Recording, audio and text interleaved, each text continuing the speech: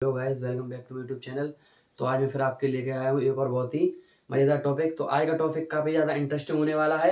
तो वीडियो में बिना देरी करते हुए चलते हैं वीडियो में आगे की ओर। तो देखते हैं आज का हमारा टॉपिक क्या है। तो आज का हमारा टॉपिक है यूज ऑफ हाउ टू।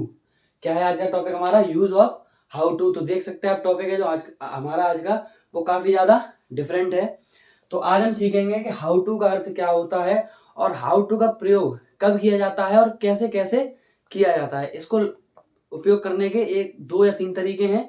तो मैं आपको तीनों तरीके से समझाऊंगा वीडियो में। तो चलते हैं वीडियो में आगे की ओर। सबसे पहले मैंने क्या लिख रखा है? पहचान। पहचान वाक्य के अंत में, शॉर्ट में मैंने पहचान लिख दी है क्योंकि ज्यादा बड़ी नहीं लिख सकता, क्योंकि वीडियो ज्यादा बड़ी हो जाएगी। तो देखते हैं क्या है। वाक्य के अंत में क्या आना चाहिए? आता है, आती है, आते हैं। मैंने 3 ब्रैकेट बनाए हैं क्योंकि ये सब वर्ड्स वाक्य के पीछे आते हैं। तो आता है, आती है, आते हैं।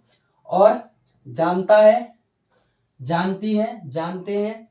जाता है, जाती है, जाते हैं। तो कुछ बच्चे कंफ्यूज हो रहे होंगे कि सर ने ये 3 पहचान क्यों लिखी है, या हम ये एक पहचान से ही क्यों नहीं बना सकते, या 2 से क्यों नहीं बना सकते, या तीनों की जरूरत हमें क्यों पड़ने वाली है। तो वो अब वीडियो में आगे देखेंगे। वीडियो को जरा सा भी स्किप ना करें, क्योंकि इसमें आज की वीडियो में थोड़ा सा समझने वाला कॉन्सेप्ट ज्यादा है। तो एक मैंने ऑर्डर भी लिख रखा है। ऑर्डर तो हमारी प्रत्येक वीडियो में आपको मिलता ही है। ऑर्डर क्या लिख रखा है मैंने? सब्जेक्ट प्लस नो, नो में ब्रैकेट में मैंने एस बना दिया है, plus how to, plus verb की first form, plus object, plus other word. जरूरत होगी तो लगाएंगे, वरना तो मतलब ही नहीं है। तो देखते हैं इसका इस्तेमाल होगा कैसे। तो सबसे पहले मैंने एक सेंटेंस लिख रखा है कि मुझे नदी में तैरना आता है। देख सकते हैं आता है आपका पहचान से मैच हो रहा है। आता है पहचान में मैंने लिखा हुआ है। तो ये तो कंफर्म हो गया कि इसमें हाउ टू लगेगा। अब लगेगा कैसे उसको थोड़ा समझना है, तो ध्यान से समझिए। इस सेंटेंस को यदि हम ऐसे बोलें, मुझे नदी में तैरना आता है, ये तो इसमें लिखा हुआ है। अब आप देख सकते हैं हाउ का अर्थ तो कैसे होता है, कैसे होता है। तो कैसे आपको कोई इसमें वर्ड या कोई शब्द दिख रहा है? नहीं दिख रहा। तो कुछ बच्चे कंफ्यूज हो रहे हो कि इसमें हाउ का प्रयोग हम कैसे करेंगे। तो आइए सेंटेंस को थोड़ा मॉडिफाई करते हैं, अपनी भाषा में इसको बदलते हैं। तो मुझे नदी में तैरना आता है ना बोलकर मैं ये बोलूं कि मैं नदी में तैरना जानता हूं। क्या बोलूं मैं? कि मैं नदी में तैरना जानता हूं। या मैं ये भी बोल सकता हूं कि मुझे नदी में तैरना आता है, तो लिखा ही है जानता हूं। या मैं जानता हूं कि नदी में कैसे तैरा जाता है। तो देख सकते हैं आप, आता हूं तो इसमें लिखा हुआ है, और मैंने एक बोला था कि मैं नदी में तैरना जानता हूं। तो जानता हूं ये लिखे हुए हैं, जानता है, जानती है, जानते हैं, 2 हो गए। लास्ट में मैंने आता को और जानता को मिला के एक और थोड़ा सा मॉडिफाई करा कि मुझे या मैं जानता हूं कि तैरा कैसे जाता है। देख सकते हैं आप, मॉडिफाई कर दिया हमने थोड़ा, लेकिन उसका अर्थ वही निकल रहा है कि मुझे नदी में तैरना आता है और मैं जानता हूं कि नदी में कैसे तैरा जाता है। तो देख सकते हैं आप कि इसमें कैसे वर्ड आ गया, और जब कैसे वर्ड आ जाएगा तो हम इसमें इस्तेमाल करेंगे हाउ टू का। अब तो इस्तेमाल हो जाएगा क्योंकि हमने मॉडिफाई कर दिया है। अगर आप चाहो तो मैं यहां ब्रैकेट में लिख सकता हूं पीछे, मैं जानता हूं कि नदी में कैसे तैरा जाता है। देख सकते हैं आता है ये रहा, जाता है जो मैंने पीछे यहाँ पहचान लिखी थी, और जानता हूं ये रहा। तो तीनों पहचान जो थी आपकी वाक्य में मिल रही हैं। तो मैंने इसको मॉडिफाई करके जो बनाया था वो मैंने पीछे लिख दिया कि मैं जानता हूं कि नदी में कैसे तैरा जाता है। तो अब बनाते हैं सेंटेंस बिना देरी करते हुए। तो सबसे पहले क्या लगाएंगे? सब्जेक्ट बहुत ही ईजी है। आपको लग रहा होगा कि ज्यादा डिफिकल्ट है, पर डिफिकल्ट नहीं है। एक सेंटेंस हम बनाएंगे फिर बहुत ही ईजी लगने लग जाएगा। तो पहला सेंटेंस है, मुझे नदी में तैरना आता है या मैं जानता हूं कि नदी में कैसे तैरा जाता है। तो सबसे पहले क्या लगाएंगे? सब्जेक्ट। सब्जेक्ट यानी मुझे, तो आई। उसके बाद क्या लगाना है? नो। और नो में पीछे एस लगा रखा है मैंने।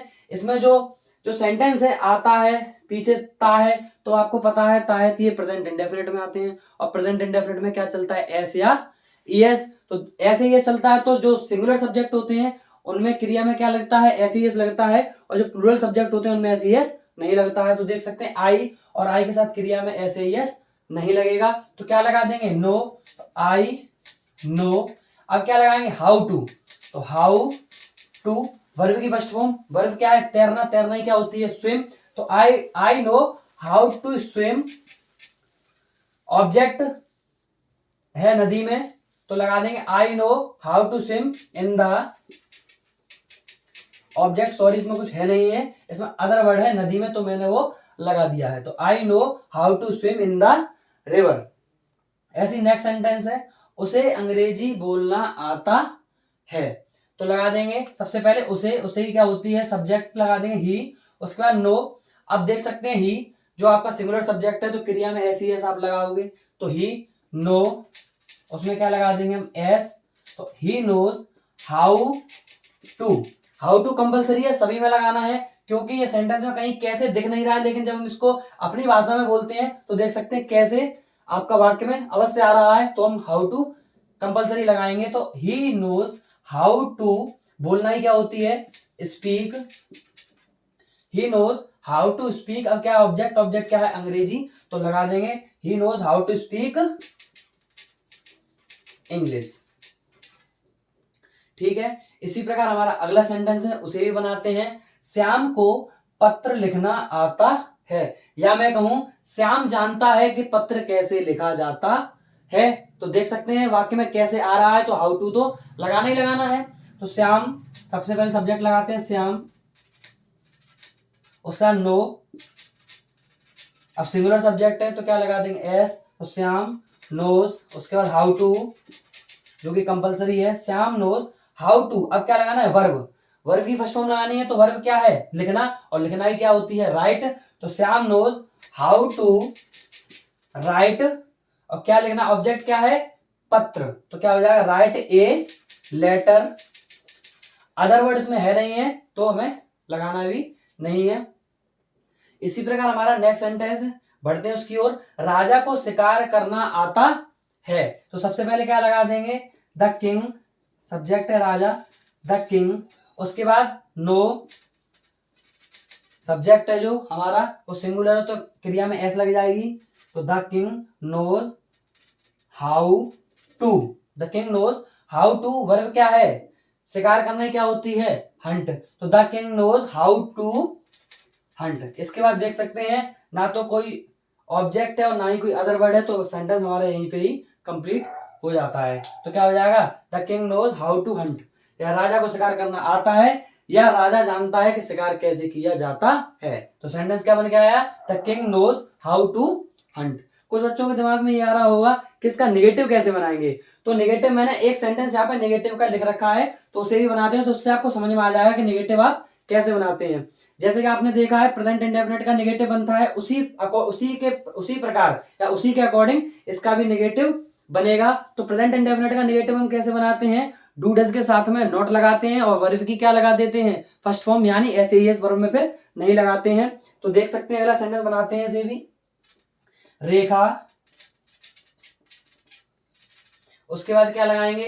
अब वैसे तो हम हाउ नोज लगाते, नो में ऐसे यस लगाते क्योंकि रेखा सिंगुलर सब्जेक्ट है, लेकिन रेखा को लिखना नहीं आता है तो नेगेटिव है। तो रेखा अब सिंगुलर सब्जेक्ट में प्रेजेंट इंडेफिनिट में क्या लगता है? डू नॉट और डज नॉट। तो रेखा के अकॉर्डिंग क्या आ जाएगा? डज नॉट आ जाएगा, तो रेखा डज नॉट। उसके बाद क्या लगाएंगे? नो,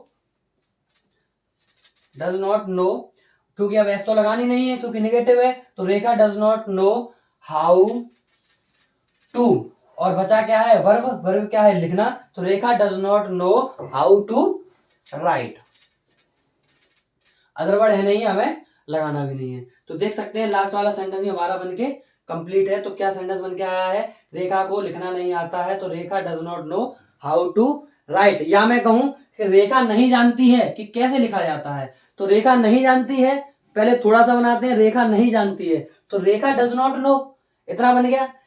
रेखा नहीं जानती है कि पत्र कैसे लिखा कैसे जाता है, तो हाउ टू राइट। मैंने दोनों को तोड़ के बताया है आपको, एक बार फिर समझेंगे लास्ट वाला सेंटेंस। रेखा नहीं जानती है, तो रेखा डज नॉट नो लिखा कैसे जाता है, पत्र ऊपर वाला बार बार मैं बोल देता हूं, तो गलती हो रही है मुझसे बोलने में आज। तो Rekha does not know how to write, तो रेखा नहीं जानती है, तो रेखा डज नॉट नो कि लिखा कैसे जाता है, लिखा कैसे जाता है हाउ टू राइट।